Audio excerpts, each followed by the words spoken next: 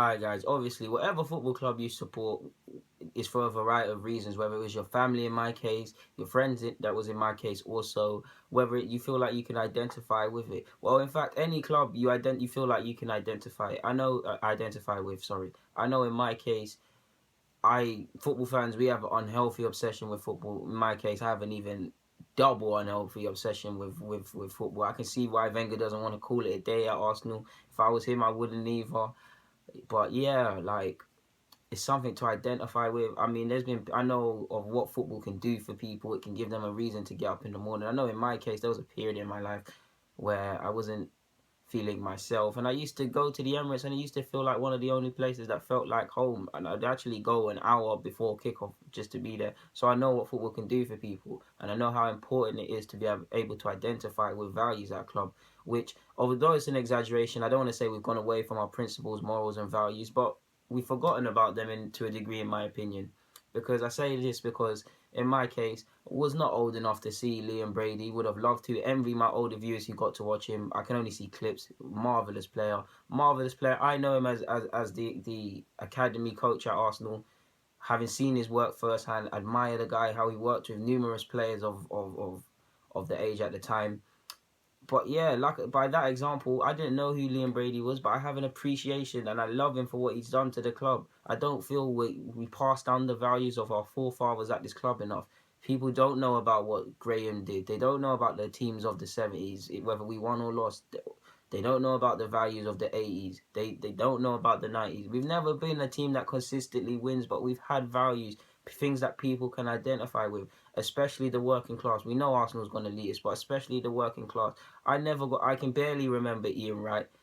I have memories, but barely remember Ian Wright. Rocastle, I know how much he means to this club. I love him. I've never seen him play. I feel like Ian Wright and Rocky could be my uncle. I feel like I could be on the street and cross these people and have a conversation. Why? Because I can identify with them. The likes of Tony Adams, etc. You could identify and see yourself with these players. Obviously, football's gone a long way from this. It would never happen, and especially at Arsenal with elitists and stuff like that.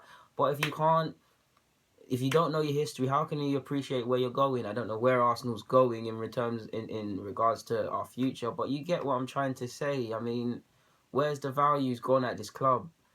The marble floors of Highbury, like people knew what it meant to play for this club. And I will say this, it might not make sense to some, but before wanting to play for Arsenal, they wanted to play for themselves. Like I said, the working man's mentality. Someone is taking your first team spot. What is your first team spot? It's a job. It's a livelihood. So by that means there was a natural battle. There was a means. There was a real desire. There was something. Like Arsenal has always been a club with working class mentalities, with values. We work for each other. We dig each other. We dig each other out when you need to be digged. We praise each other when you need to be praised. Family, community. We haven't lost the family aspect, but we're too PG. We've gone away from the like what's been installed by Chapman, by Graham, by people before them, well, not Chapman, but you get what I meant by that.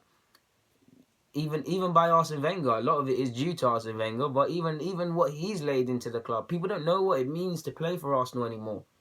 Before, back in the days, you signed for Arsenal, the manager does not have to tell you how great the club is, what the club has done. Obviously, nowadays, you don't have to do that at any club. That's an exaggeration. But you get what I mean. There's not the values, the passion, everything that made Arsenal Arsenal has gone.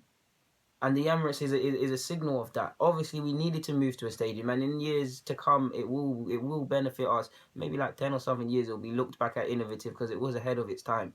But I do feel with the move from Highbury, we become a new Arsenal. We have become a new Arsenal. Everything is not the same. Of course, not going to be the same. But the core principles of this club have gone.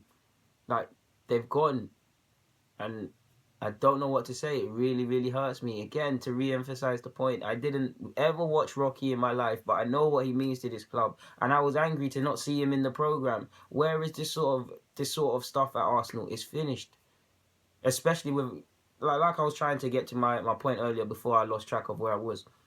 The Emirates signals how elitist society and especially Arsenal has gone.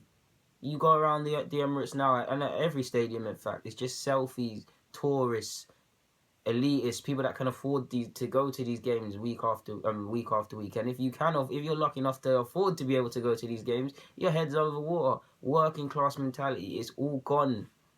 That is what made Arsenal great, and that is what will return us to it. Until we get back to that core values, we won't get anything. Like I said, we've never been a side that's always winning stuff. We've bottled stupid finals, but we've also been a club of integrity, of passion, of heart, of real values. We talk about class with everything we're doing.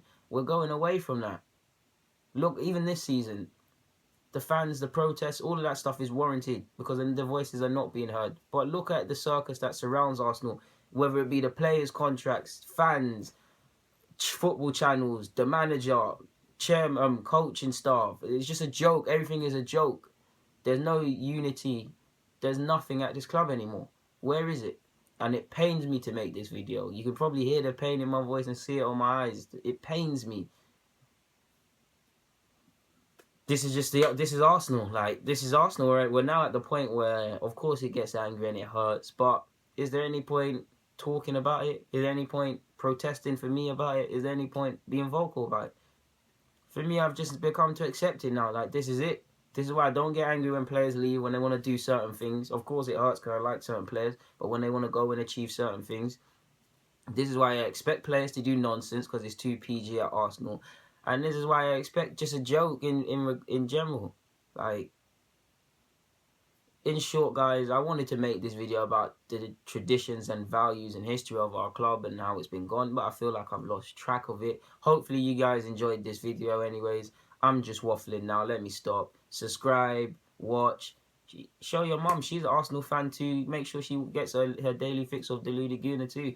Deluded Gooner, I'm signing out.